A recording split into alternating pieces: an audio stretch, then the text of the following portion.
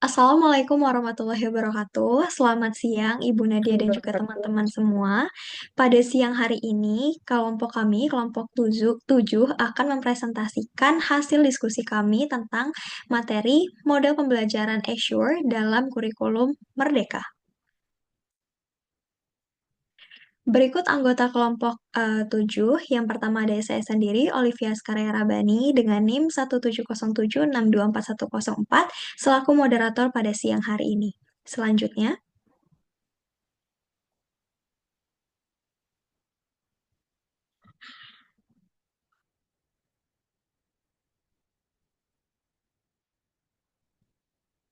Selanjutnya, saya Aulia Putri Naima dengan NIM 17076242020. Dan rekan saya, Afalaza Saya Keisha Melis, dengan NIM 170762408. saya Melis Andayanti dengan NIM 17070624008. baik. Selanjutnya akan ada pemaparan materi yang akan dipaparkan oleh rekan saya. Saya persilahkan. Nah, di sini ada materi tentang apa itu pembelajaran Azure. Model pembelajaran Azure adalah pendekatan sistematis untuk merancang dan melaksanakan pembelajaran dengan mengintegrasi teknologi dan media. Nah, model ini tuh bertujuan untuk menciptakan pembelajaran yang efektif, efisien, dan bermakna bagi siswa. Azure adalah akronim dan 6 langkah utamanya itu, boleh di next, Alif?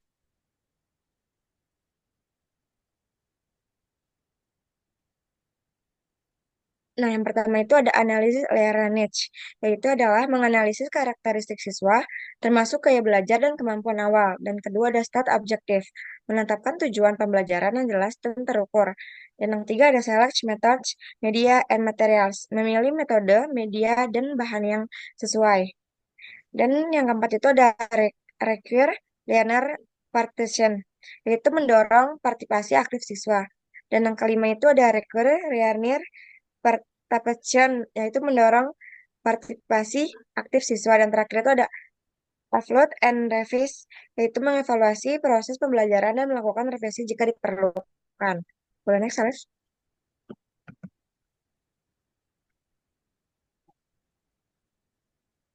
Nah, selanjutnya itu ada contoh penerapan model pembelajaran Azure. Nah, bisa dilihat nih dari pengajaran ilmu pengetahuan alam di kelas. Nah, di mana itu guru menganalisis karakteristik siswa terlebih dahulu, menetapkan tujuan seperti memahami konsep dasar sains, memiliki metode eksperiensi yang sesuai, dan menggunakan alat peraga atau media digital untuk demonstrasi dan melibatkan siswa dalam percobaan dan mengevaluasi pemahaman mereka melalui kuis dan diskusi. Jadi kalau misalkan contohnya itu kayak guru menjelaskan tentang materi yang disampaikan oleh guru tersebut. Nah, untuk mengetes siswa itu paham atau enggaknya itu guru itu mengasih kayak ibarat katanya itu kayak pemahaman dari masing-masing siswa tuh. Kayak misalkan siswa itu merancang nggak sih, mencerna nggak sih apa yang guru sampaikan materinya itu. Jadi bisa dilihat dari kuis atau diskusinya itu sendiri. Selanjutnya bisa dilanjutkan oleh teman saya. Oke, baik. Terima kasih kepada Melisa. Selanjutnya adalah langkah-langkah model Azure. Jadi, model Azure adalah pendekatan sistematis yang membantu guru untuk membuat strategi pembelajaran berbasis teknologi, media, dan metode yang berhasil. Metode ini sangat relevan untuk kurikulum Merdeka karena mendukung pembelajaran berdiferensiasi mempertimbangkan berbagai macam minat, kemampuan, bakat, dan gaya belajar siswa. Berikut langkah-langkah model Azure sebagai berikut. Oke, sebelumnya mungkin sudah disinggung sedikit dengan Melisa. Akan saya jelaskan lebih lengkapnya lagi. Yang pertama ada analyze learners. Tahap ini melibatkan analisis karakteristik siswa, karakteristik umum seperti usia, jenis kelamin, tingkat perkembangan, budaya dan sosial ekonomi, kemampuan awal seperti pengetahuan atau keterampilan yang telah dimiliki oleh siswa, dan gaya belajar seperti visual, auditori, atau kinestik. Selanjutnya, state standards and objectives, yaitu menetapkan tujuan pembelajaran. Nah, di tahap ini, pendidik atau guru menetapkan tujuan pembelajaran yang spesifik dan terukur sesuai dengan kurikulum Merdeka. Tujuannya yaitu kompetensi pengetahuan, keterampilan, sikap yang diharapkan dicapai oleh siswa setelah pembelajaran selesai. Selanjutnya, select methods, media, and materials. Pendidik memilih metode pembelajaran yang sesuai dengan tujuan dan karakteristik siswanya. Pemilihan media dan materi dilakukan secara sistematis untuk mendukung proses pembelajaran. Nah, di langkah ini, pendidik atau guru harus memastikan kandungan yang dirancang bersesuaian dengan peserta didik, objektif, dan sesuai dengan kurikulum. Selanjutnya, yang keempat yaitu utilize methods, media, and materials. Tahap ini melibatkan implementasi metode dan penggunaan media dalam proses pembelajarannya. Kalau sebelumnya di select itu kita memilih, untuk yang utilize kita memanfaatkan metode, media, dan juga bahan-bahannya yang tadi. Nah, di bagian ini pendidik harus memastikan bahwa media yang digunakan efektif dan dapat diakses oleh siswa. Media yang digunakan seperti teks, animasi, grafik, video, dan audio yang dirancang bersesuaian dengan kehendak pengguna atau peserta didik itu sendiri dan kandungan pelajaran yang dipersembahkan. Selanjutnya, ada require learner participation. Tahap ini menekankan pentingnya keterlibatan aktif siswa dalam proses pembelajaran. Pendidik dapat menggunakan strategi seperti diskusi kelompok, simulasi, atau proyek berbasis masalah untuk meningkatkan partisipasi siswa. Tahapan ini amat penting bagi menjamin proses pemindahan ilmu berlaku secara sempurna. Pendidik seharusnya dapat membentuk keadaan yang sesuai dengan peserta didik, efektif, serta dapat menarik minat pendidik. Jadi pada require learner participation ini nggak hanya guru yang memaparkan atau menjelaskan tentang materi yang sedang dikaji, tapi juga ada timbal baliknya dari para peserta didiknya. Selanjutnya, yang terakhir adalah evaluate and revise, atau evaluasi dan revisi. Tahap terakhir adalah evaluasi hasil pembelajaran untuk mengukur pencapaian tujuan yang telah ditetapkan. Jika ditemukan semisal ada kekurangan dalam metode atau materi atau em, medianya dalam pembelajaran tersebut, pendidik melakukan revisi agar lebih sesuai dengan kebutuhan para peserta didiknya. Nah, evaluasi ini juga melibatkan uji coba perangkat ajar serta masukan dari siswa dan guru-guru atau pendidik-pendidik lainnya.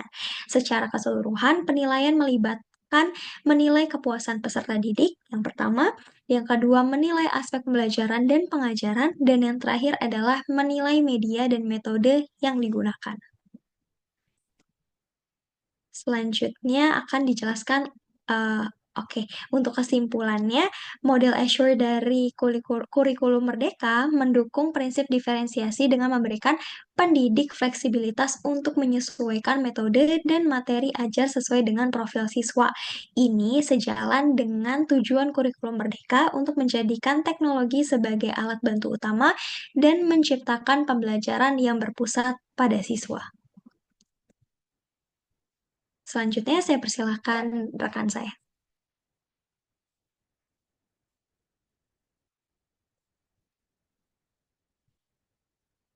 Baik, berikutnya itu ada kelebihan model pembelajaran Azure dalam konteks kurikulum Merdeka. Yang pertama ini ada memanfaatkan teknologi untuk membuat pembelajaran lebih hidup. Model Azure sangat mendorong penggunaan media dan teknologi dalam proses pembelajaran.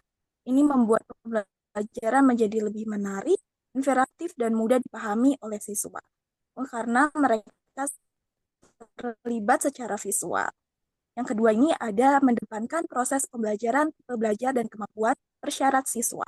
Azure menekankan pentingnya mengenali karakteristik siswa seperti gaya belajar, visual, atau kinestetik, dan persyaratan kemampuan sebelumnya pembelajaran. Ini membuat proses pembelajaran lebih efektif karena sesuai dengan kebutuhan peserta didik. Yang berikutnya itu ada yang ketiga, itu menggunakan kegiatan untuk mengevaluasi dan mengerti.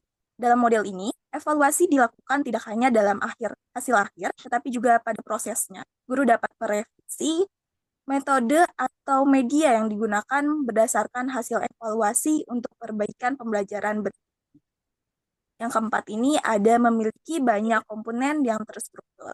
Azure memiliki langkah-langkah yang jelas. Ini membantu guru merancang pembelajaran secara sistematik dan kompetitif.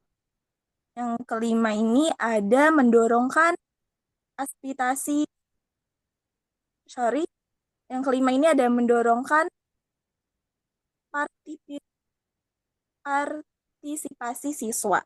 Salah satu poin penting dalam Azure adalah melibatkan siswa secara aktif. Siswa tidak hanya menjadi pendengar, tapi juga melalui diskusi praktif dan kegiatan lainnya untuk mendorong keterlibatan yang aktif. Berikutnya,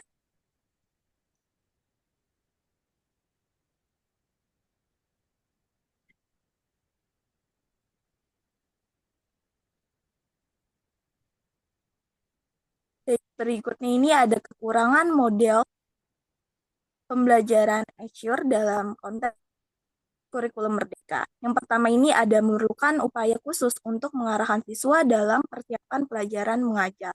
Karena model ini berbasis pada perancangan dan penggunaan teknologi. Guru perlu melakukan persiapan lebih dan siswa juga harus diberi arahan agar siap mengikuti proses belajar yang dengan maksimal. Yang kedua ini ada memiliki cakup yang sempit. Azure lebih cocok untuk dirancang pembelajaran pada satu topik atau unit kecil saja. Model ini kurang optimal untuk yang ketiga itu mengatur dampak terhadap proses pelajaran secara menyeluruh. Meskipun ada evaluasi, model ini lebih fokus pada pencapaian tujuan pembelajaran, bukan pada dampak proses belajar secara mendalam seperti motivasi atau kebiasaan belajar atau perkembangan karakter siswa. Yang terakhir itu ada terlalu fokus pada lingkungan akademis. Model Azure cenderung menekankan pada aspek-aspek akademis dan pelajaran formal di kelas, kurang memperhatikan pembelajaran kontekstual di luar kelas atau kehidupan nyata siswa. Berikutnya akan dijelaskan oleh rekan saya.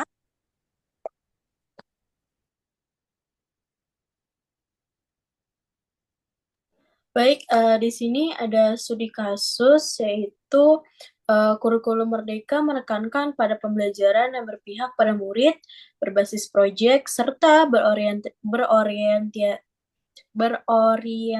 berorientasi pada penguatan kompetensi dan juga karakter. Dalam pendekatan ini, guru tidak lagi hanya sebagai penyampai informasi, tetapi sebagai fasilitator yang menciptakan pengalaman belajar bermakna.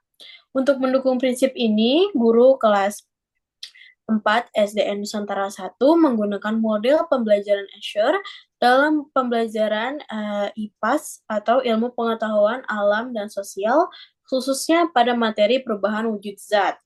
Nah, materi ini merupakan bagian dari elemen zat dan juga perubahannya yang ada dalam capaian pembelajaran fase B pada kurikulum merdeka.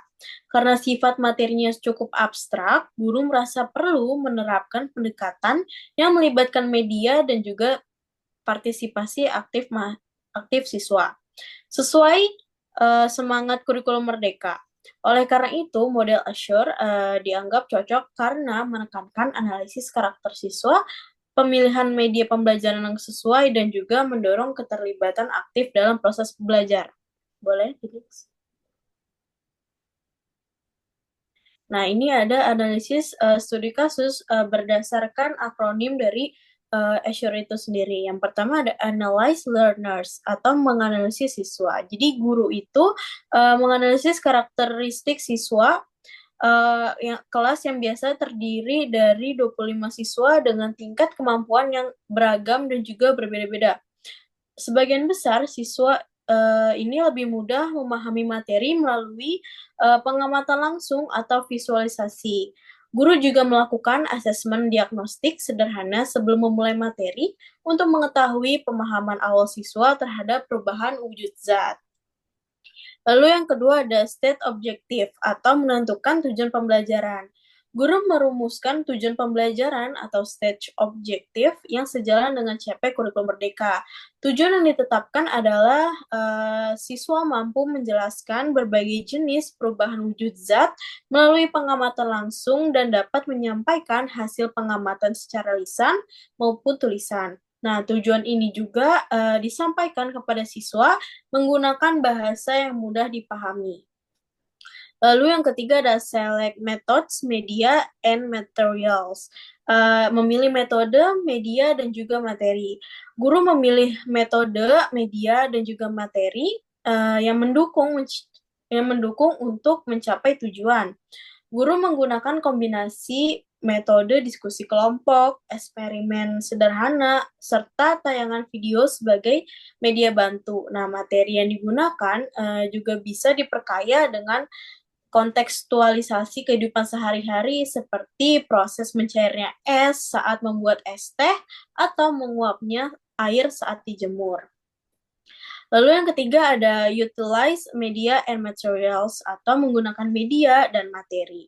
Nah, sebelum kegiatan dimulai, guru ini bisa menggunakan media dan juga materi pembelajaran dengan menonton video singkat animasi tentang perubahan wujud zat. Nah, setelah itu guru mendemonstrasikan secara langsung proses mencair, menguap, dan membeku menggunakan alat dan bahan yang telah disiapkan di depan kelas. Kegiatan ini juga bisa dilanjutkan dengan eksperimen sederhana yang dilakukan oleh siswa secara berkelompok.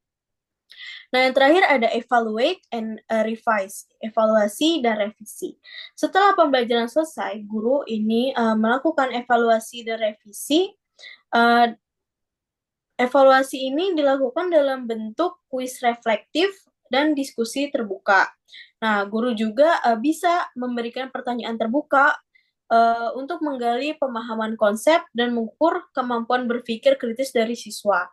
Nah, dari hasil evaluasi ini bisa terlihat nih adanya peningkatan pemahaman konsep pada sebagian besar siswa, dan mereka mampu menjelaskan kembali proses perubahan wujud zat dengan kata-kata mereka sendiri. Boleh di next? Nah, terakhir ada kesimpulan. Jadi, penerapan model Azure dalam kurikulum Merdeka memberikan dampak positif terhadap keterlibatan dan juga pemahaman siswa. Model ini selaras dengan prinsip pembelajaran berdiferensiasi dan berpusat pada siswa, yang menjadi inti dari kurikulum Merdeka. Dengan perencanaan yang matang dan penggunaan media yang tepat, guru dapat menciptakan pengalaman belajar yang aktif, menyenangkan, dan juga bermakna. Boleh next?